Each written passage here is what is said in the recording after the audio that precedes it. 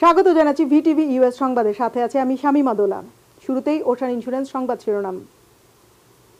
ইরানের সাথে আলোচনা চালিয়ে যেতে চান ইউরোপীয় ইউনিয়নের পররাষ্ট্রমন্ত্রীরা। অন্যদিকে আলোচনায় আস্থার সংকট দেখছেন জাতিসংঘ মহাসচিব।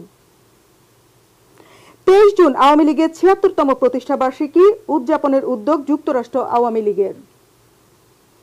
বিএনপির ভারপ্রাপ্ত চেয়ারম্যান তারেক রহমানের দেশে ফেরার প্রস্তুতি। গত এক বছরে সুইস ব্যাংকে বাংলাদেশিদের অর্থ 33 গুণ বেড়েছে। বাংলাদেশে গ্যাস সরবরাহ ও বায়ু দূষণ মোকাবেলায় $640 মিলিয়ন দেবে বিশ্ব ব্যাংক। শুনছিলেন শিরোনাম, এবারে বিস্তারিত।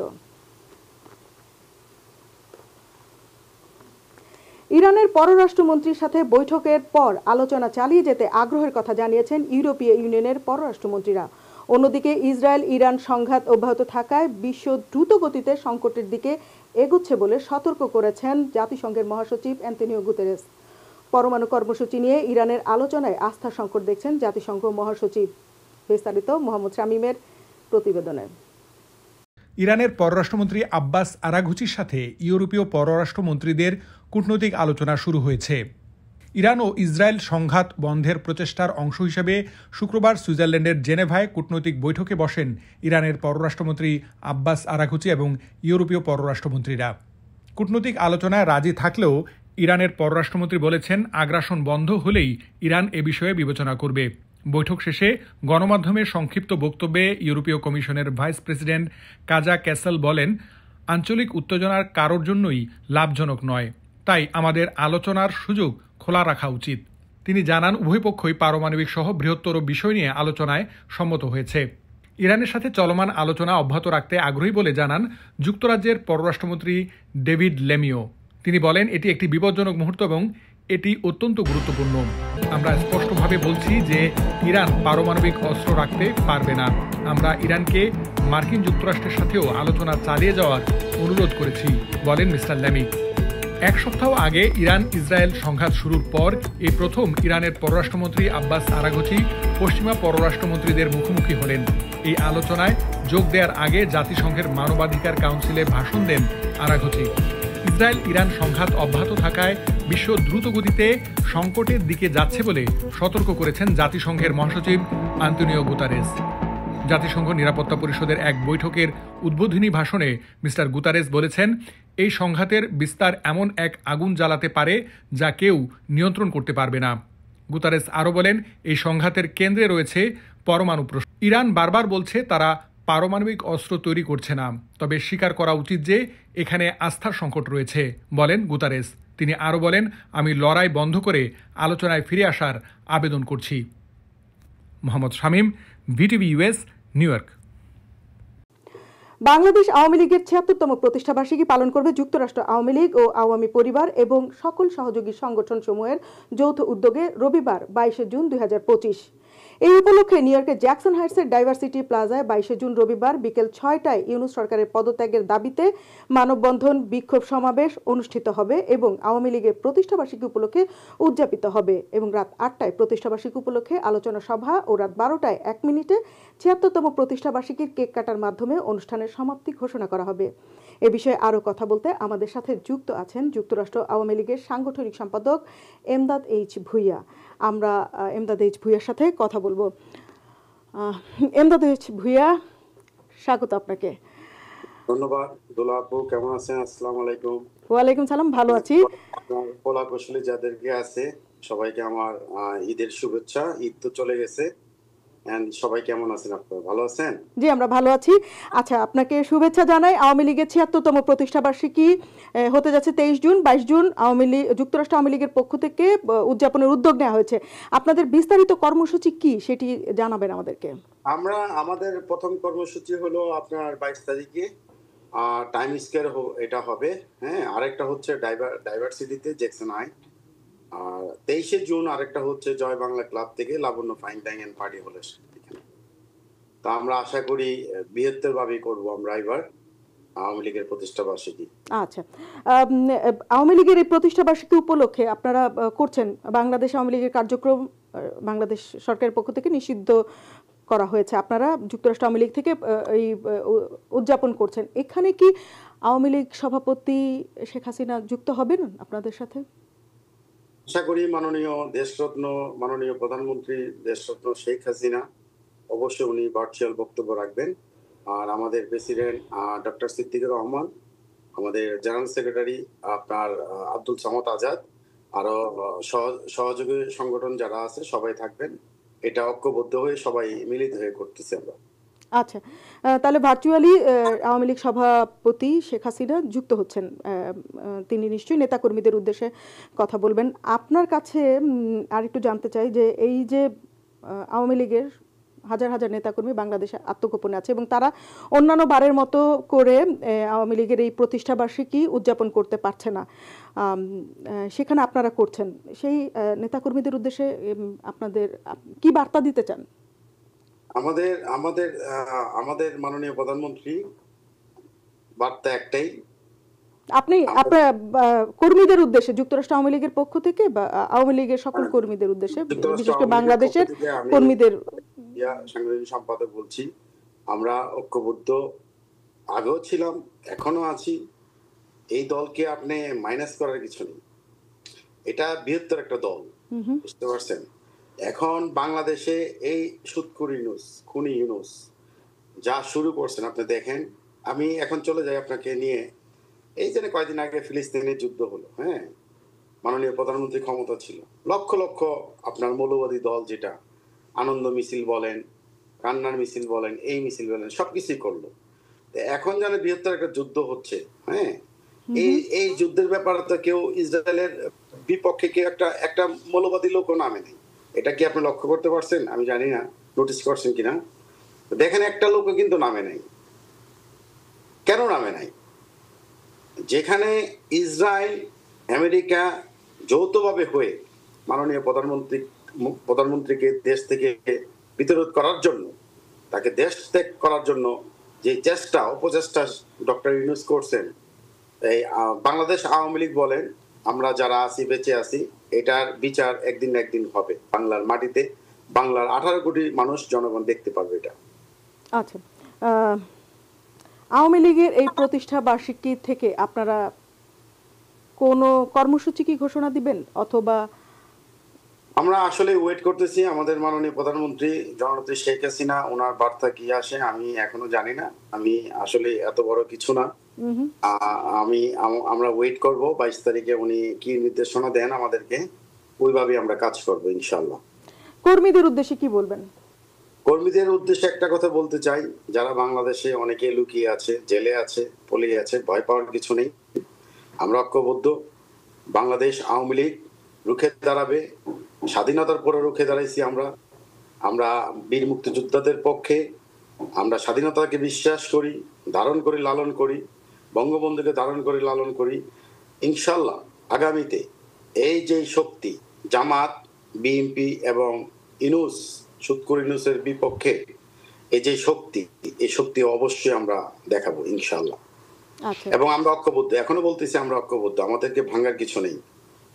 আচ্ছা, বাংলাদেশ আওয়ামী লীগ ঐক্যবদ্ধ এবং এই দুঃসময় কেটে যাবে, এটি আপনি বলতে চাচ্ছেন আপনার কর্মীদের উদ্দেশ্যে, এবং ঐক্যবদ্ধভাবে আজকের এই সংকট মোকাবেলা করবেন এবং নিশ্চয়ই বাংলাদেশ আওয়ামী লীগের আবারও সুদিন ফিরে আসবে, এই আশাবাদী আপনি ব্যক্ত করছিলেন। অসংখ্য ধন্যবাদ আমাদের সাথে যুক্ত হবার জন্য এমদাদ এইচ ভূঁইয়া।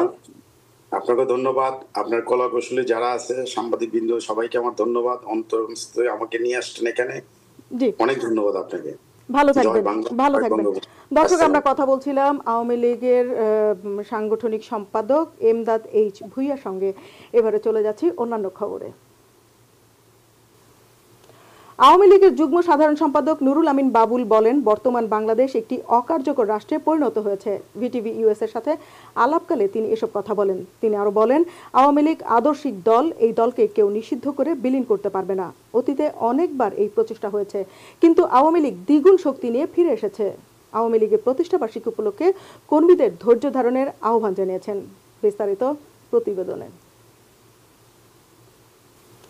আওয়ামী লীগের যুগ্ম সাধারণ সম্পাদক নুরুল আমিন বাবুল বলেন, বর্তমান বাংলাদেশ একটি অকার্যকর রাষ্ট্রে পরিণত হয়েছে। ভিটিভি ইউএস এর সাথে আলাপকালে তিনি এসব কথা বলেন। তিনি আরো বলেন, আওয়ামী লীগ আদর্শিক দল, এই দলকে কেউ নিষিদ্ধ করে বিলীন করতে পারবে না। অতীতে অনেকবার এই প্রচেষ্টা হয়েছে, কিন্তু আওয়ামী লীগ দ্বিগুণ শক্তি নিয়ে ফিরে এসেছে। আওয়ামী লীগের প্রতিষ্ঠা বার্ষিকী উপলক্ষে কর্মীদের ধৈর্য ধারণের আহ্বান জানিয়েছেন। বিস্তারিত প্রতিবেদনে। আগামী 23 জুন আওয়ামী লীগের ৭৬তম প্রতিষ্ঠাবার্ষিকী।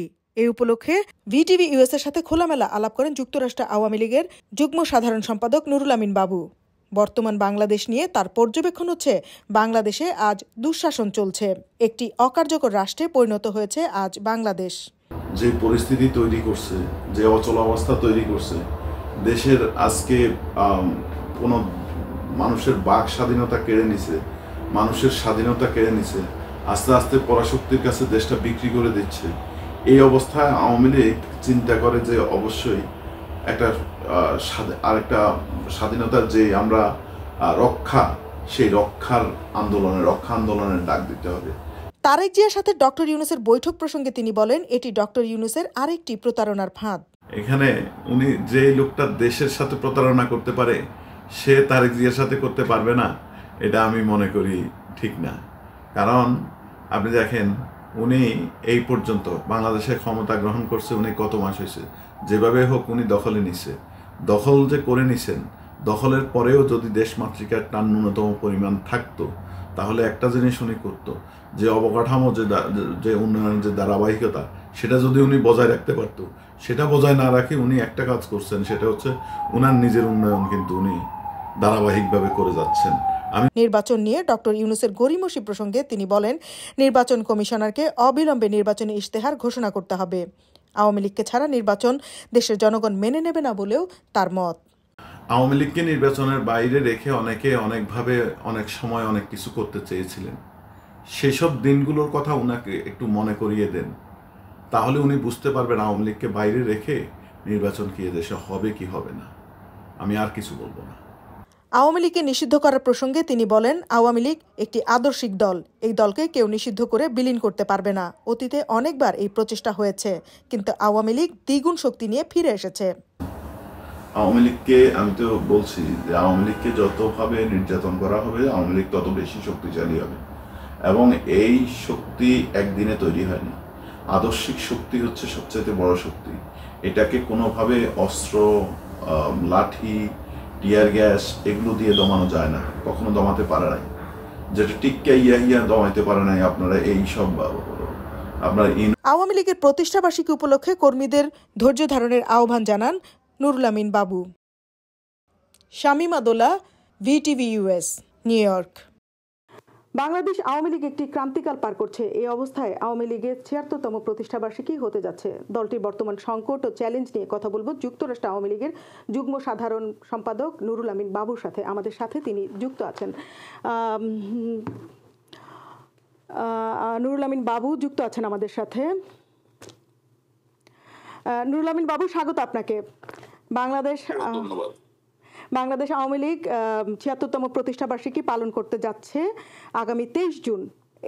এই প্রতিষ্ঠাবার্ষিকী উপলক্ষে আওয়ামী লীগের প্রতিপাদ্য কি এবারের প্রতিষ্ঠাবার্ষিকী উপলক্ষে? আওয়ামী লীগের আপনারা জানেন যে, ধন্যবাদ আপনাকে এবং সকল দর্শকদের। অ্যাকচুয়ালি এবং আমি শুভেচ্ছা জানাচ্ছি আওয়ামী লীগের প্রতিষ্ঠাবার্ষিকী উপলক্ষে সকল আওয়ামী নেতা কর্মীদের এবং এই আদর্শের, মুক্তিযুদ্ধের সপক্ষের সকল আদর্শিক ভাই বোনদেরকে। আসলে বাংলাদেশ আওয়ামী লীগ, আপনারা জানেন, দেশের এই ক্রান্তি লগ্নে আজকে যে পরিস্থিতি, এই পরিস্থিতিতে মানুষ তাদের বাক শক্তি হারিয়ে ফেলছে, মানুষকে বাকরুদ্ধ করে তুলেছে, এবং সবচাইতে বড় ব্যাপার, আওয়ামী লীগের উপরে যেভাবে স্টিম রোলার চালাচ্ছে এবং আওয়ামী লীগকে দমন নিপীড়ন যেভাবে হচ্ছে, এভাবে তো আওয়ামী লীগ যে কোনো দেবে আপনার। আপনারা এবছর প্রতিপাদ্য কি নির্ধারণ করেছেন? প্রতিপাদ্য কি কিছু আছে?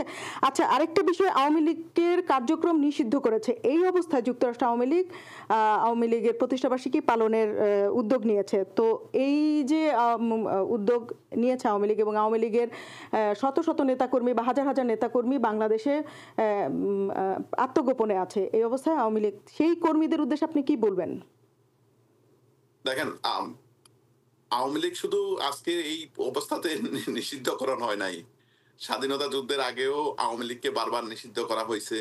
আমাদের নেতা বঙ্গবন্ধু শেখ মুজিবুর রহমানকে বহুবার কারাবরণ করতে হয়েছে এই আওয়ামী লীগের কার্যক্রম চালানোর জন্য।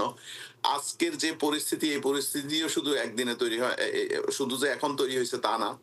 এটা আমরা দেখছি ৭৫ 15 আগস্ট জাতির জনক বঙ্গবন্ধুকে হত্যার পরেও এরকম অবস্থার সৃষ্টি করেছেন। তারপরে ৯০-এর স্বৈরাচারী আন্দোলন সময়ও এরকম করা হয়েছে।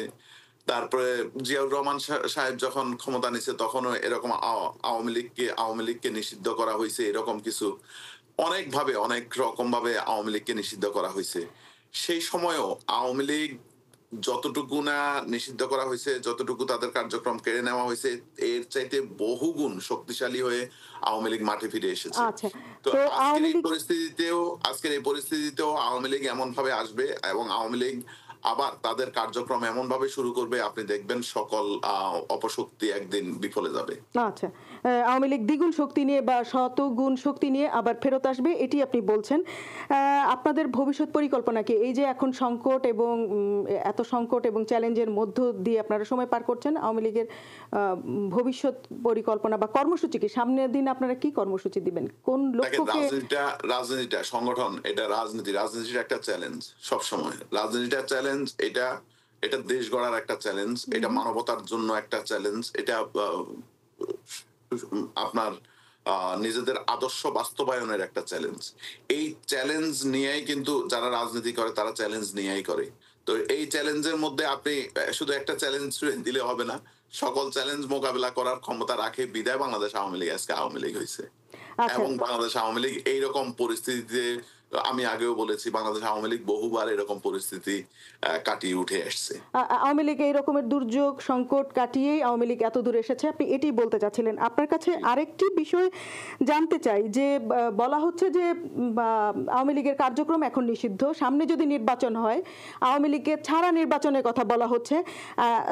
ধরে নিলাম যে তর্কের খাতিরে ধরে নিলাম যে, বা আমরা ধরে নিচ্ছি যে আওয়ামী লীগকে নির্বাচনের সুযোগ দেওয়া হবে, আওয়ামী লীগ নির্বাচন করতে পারবে। সেক্ষেত্রে আওয়ামী লীগকে নির্বাচন করতে দেওয়া হবে না সেটি আমরা বাদ দিলাম, ধরেন করতে দেওয়া হবে এবং নির্বাচন হচ্ছে সামনে, আওয়ামী লীগে কি ধরনের প্রস্তুতি নেওয়া আছে বা আওয়ামী লীগ কি প্রস্তুত কিনা?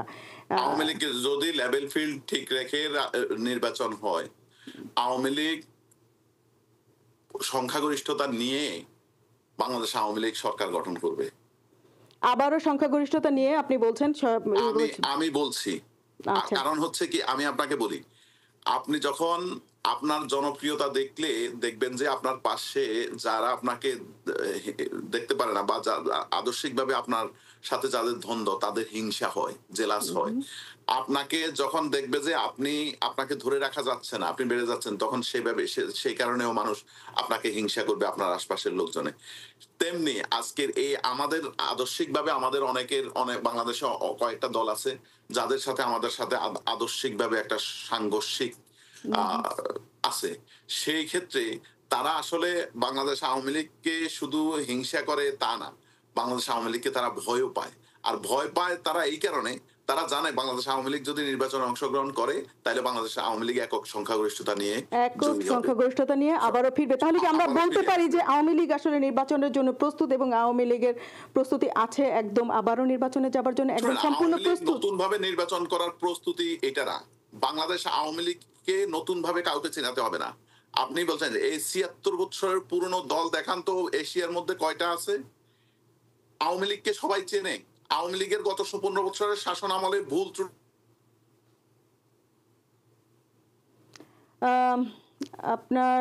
আপনার বোধহয় আমরা শুনতে পাচ্ছি না, আপনার সংযোগে মনে কিছুটা ওকে, আমরা আপনার শুনতে পাচ্ছি না, কিন্তু আমরা পরিষ্কার যে আপনি যেটি বলতে চাচ্ছেন যে আওয়ামী লীগ এই এশিয়া ৭৬, জি হ্যাঁ আমরা এখন শুনতে পাচ্ছি, আবার বলবো। আমি আবারও বলছি, 76তম আজকের এই 76তম প্রতিষ্ঠা বার্ষিকী উপলক্ষে আমি আপনার সাথে কথা বলছি। জি আপনি দেখান তো এশিয়ার মধ্যে কয়টা দল আছে যাদের 76 বছর বয়স হয়েছে? এবং আওয়ামী লীগকে চেনানোর প্রয়োজন নাই, আওয়ামী লীগের নির্বাচনে ইশতেহার ঘোষণা করার প্রয়োজন নাই। আওয়ামী লীগকে বাংলাদেশের জনগণ আওয়ামী লীগকে চেনে। বাংলাদেশের জন্ম আজকে 55 বছর, এই 55 বছরে 54-55 বছরে অনেকে অতীতে অনেকে ক্ষমতা এসেছে, অনেক দল ক্ষমতা চালিয়েছে, বাংলাদেশ আওয়ামী লীগও চালিয়েছে। মানুষ নির্ধারণ করবে, মানুষ নির্বাচন করবে কে ভালো কে খারাপ, এটা মানুষ নির্বাচন করতে পারবে। এখন যারা আছে তারা নতুন ভাবে সৃষ্টি হতে যাচ্ছে। এটা হচ্ছে একটা আপনি মাকাল ফলের মতো। এরা এরা বাংলাদেশ আওয়ামী লীগকে ক্ষমতাচ্যুত করার জন্য দেশটাকে পরাশক্তির থেকে শক্তি ধার করে দেশটাকে দখল করে নিয়েছে। কারণ পরাশক্তিরা যখন দেখছে যে বাংলাদেশে তাদের যে স্বার্থ সিদ্ধি সেটা হাসিল করতে পারছে না, তাদের স্বার্থ হাসিল করতে পারছে না বাংলাদেশ বঙ্গকন্যা জননেত্রী শেখ হাসিনার কাছ থেকে। আর এই কারণে তারা এরকম ওই অপশক্তিগুলার উপরে ভর করছে পরাশক্তিগুলা। এই অপশক্তি দিয়েই তারা এমন ভাবে একটা সিচুয়েশন তৈরি করছে যেটা দেশটাকে অস্থিতিশীল করে দেশে আজকে একটা অরাজকতা সৃষ্টি করে বাংলাদেশ আওয়ামী লীগকে ক্ষমতাচ্যুত করেছে। আজকের এই সমাজ ব্যবস্থা আমরা কি আশা করতে পারি? তাহলে মানুষ আওয়ামী লীগকে ভোট দেবে না। আওয়ামী লীগের নির্বাচনে কোনো ইশতেহারের দরকার নেই, প্রস্তুতি নেওয়ার দরকার নেই। বাংলাদেশ আওয়ামী লীগকে নির্বাচনে অংশগ্রহণ করতে দেওয়া হোক, তখন দেখবেন আপনারা কি হয়। অসংখ্য ধন্যবাদ। স্বতঃস্ফূর্তভাবে আওয়ামী লীগকে ভোট দেবে, এটি আপনার আশাবাদ। অসংখ্য ধন্যবাদ আপনাকে আমাদের সাথে যুক্ত হওয়ার জন্য, নুরুল আমিন বাবু। ভালো থাকবেন। দর্শক, ধন্যবাদ আপনাকে। দর্শক, আমরা কথা বলছিলাম যুক্তরাষ্ট্র আওয়ামী লীগের যুগ্ম সাধারণ সম্পাদক নুরুল আমিন বাবুর সাথে। চলে যাচ্ছি অন্যান্য খবরে। দর্শক, এই মুহূর্তে নিয়ে নিচ্ছি একটি বিজ্ঞাপন বিরতি। ফিরে এসে থাকছে বিএনপির ভারপ্রাপ্ত চেয়ারম্যান তারেক রহমানের দেশে ফেরার প্রস্তুতি চলছে। গত এক বছরে সুইস ব্যাংকে বাংলাদেশিদের অর্থ 33 গুণ বেড়েছে। দর্শক, বিরতির পর আবারও ফিরে এলাম সংবাদে। বিএনপির ভারপ্রাপ্ত চেয়ারম্যান তারেক রহমানের দেশে ফেরার প্রস্তুতি চলছে বলে জানিয়েছেন দলটির স্থায়ী কমিটির অন্যতম সদস্য আমির খসরু মাহমুদ চৌধুরী। শুক্রবার রাজধানী কাটাবনের একটি মসজিদে গণফোরাম সভাপতি প্রয়াত মোস্তফা মহসিন মন্টুর মিলাদ মাহফিলে অংশ নিয়ে তিনি এ তথ্য জানান। আমির খসরু বলেন, বিএনপি সহ দেশের সব মানুষ তারেক রহমানের জন্য অধীর আগ্রহে অপেক্ষা করছে। শিগগিরই তিনি দেশে ফিরবেন এবং ফেরার প্রস্তুতিও চলছে। অর্থ পাচারের আশঙ্কা আবারও আলোচনায় এসেছে এই বিস্ময়কর তথ্য প্রকাশের পর। সুইজারল্যান্ডের কেন্দ্রীয় ব্যাংক সুইস ন্যাশনাল ব্যাংকের সদ্য প্রকাশিত বার্ষিক প্রতিবেদন অনুযায়ী 2023 সালে বাংলাদেশি ব্যক্তি ও প্রতিষ্ঠানের নামে জমা ছিল মাত্র 32 কোটি টাকা, কিন্তু 2024 সালের শেষে সেই পরিমাণ বেড়ে দাঁড়ায় প্রায় 1560 কোটি টাকা। বিশ্লেষকরা বলছেন, এই তথ্য অর্থ পাচারের একটি গুরুতর ইঙ্গিত বহন করে। তবে এ নিয়ে ট্রান্সপারেন্সি ইন্টারন্যাশনাল বাংলাদেশের নির্বাহী পরিচালক ডক্টর ইফতেখারুজ্জামান বলেছেন, এই প্রতিবেদন আমাদের আইন ও নজরদারিতে বড় ধরনের ফাঁক থাকার প্রমাণ। এটা জাতীয় অর্থনীতির জন্য স্পষ্ট হুমকি। এ বিষয়ে বাংলাদেশ সরকার এখনও আনুষ্ঠানিকভাবে কোনো তথ্য জানায়নি। তবে অর্থ মন্ত্রণালয় বলছে বিষয়টি গুরুত্ব সহকারে পর্যালোচনায় রয়েছে এবং প্রয়োজন হলে আন্তর্জাতিক সহায়তা নিয়ে অর্থ ফেরতের উদ্যোগ নেওয়া হতে পারে। বাংলাদেশে গ্যাস সরবরাহ নিরাপত্তা জোরদার এবং বায়ু মান উন্নয়নে দুটি প্রকল্পে মোট 640 মিলিয়ন মার্কিন ডলার সহায়তা অনুমোদন করেছে বিশ্বব্যাংক। সংস্থাটির নির্বাহী পরিচালনা পর্ষদ বুধবার 18 জুন এই অর্থায়নের অনুমোদন দেয়। বিস্তারিত মোহাম্মদ শামীমের রিপোর্টে। বাংলাদেশে গ্যাস সরবরাহ নিরাপত্তা জোরদার এবং বায়ুর মান উন্নয়নে দুটি প্রকল্পে মোট 640 মিলিয়ন মার্কিন ডলার সহায়তার অনুমোদন করেছে বিশ্বব্যাংক। সংস্থাটির নির্বাহী পরিচালনা পর্ষদ 18 জুন বুধবার এই অর্থায়নের অনুমোদন দেয়। বিশ্বব্যাংকের অন্তর্বর্তীকালীন কান্ট্রি ডিরেক্টর গেল মার্টিন বলেন, জ্বালানি নিরাপত্তা ও বায়ু মান উন্নয়নে বাংলাদেশের অর্থনৈতিক অগ্রগতি এবং টেকসই উন্নয়নের জন্য অত্যন্ত গুরুত্বপূর্ণ। এই প্রকল্পদ্বয় অর্থনৈতিক প্রবৃদ্ধি ও কর্মসংস্থান সৃষ্টিতে সহায়ক ভূমিকা রাখবে। প্রথম প্রকল্প এনার্জি সেক্টর সিকিউরিটি এনহ্যান্সমেন্ট এর আওতায় পেট্রোবাংলার জন্য সাশ্রয়ী অর্থায়নের সুযোগ তৈরি করা হবে। 350 মিলিয়ন ডলারের এই প্রকল্পটি একটি আইডিএ গ্যারান্টির মাধ্যমে 7 বছরে $2.1 বিলিয়ন বেসরকারি পুঁজি সংগ্রহে সহায়তা করবে, যা তরল প্রাকৃতিক গ্যাস এলএনজি আমদানির জন্য ব্যবহৃত হবে। দ্বিতীয় প্রকল্প বাংলাদেশ ক্লিন এয়ার প্রজেক্ট এর আওতায় $290 মিলিয়ন ব্যয়ে একটি সমন্বিত পরিকল্পনা নেওয়া হয়েছে। প্রকল্পটি পরিবেশ অধিদপ্তরের আওতায় বায়ু দূষণ পর্যবেক্ষণ নেটওয়ার্ক শক্তিশালী করবে এবং আধুনিক মনিটরিং স্টেশন স্থাপন করবে। বিশ্বব্যাংকের তথ্য অনুযায়ী বায়ু দূষণে 2019 সালে বাংলাদেশে 1,59,000-এর বেশি অকাল মৃত্যু এবং 2.5 বিলিয়ন কর্মদিবস হারিয়েছে, যা দেশের মোট জিডিপির 8.3% সমপরিমাণ ক্ষতির কারণ। Mohammad Shamim, VTV US, New York. দর্শক, এবারে জানিয়ে দিচ্ছি বাংলাদেশ ও নিউ ইয়র্ক থেকে প্রকাশিত শীর্ষস্থানীয় বাংলা পত্রিকাগুলোর আজকের শিরোনাম। আমরা দেখছি যে ঠিকানা পত্রিকা আজকে শিরোনাম করেছে, ইসরায়েলকে জবাবদিহির আওতায় আনার আহ্বান বাংলাদেশের, লন্ডনে ইরানের পক্ষে বিশাল বিক্ষোভ। এই দুটি নিউজকে আমরা দেখতে পাচ্ছি যে ঠিকানা লিড নিউজ করেছে। এরপরে আমরা দেখতে চাই যে আমরা এরপরে যে পত্রিকাটি দেখব,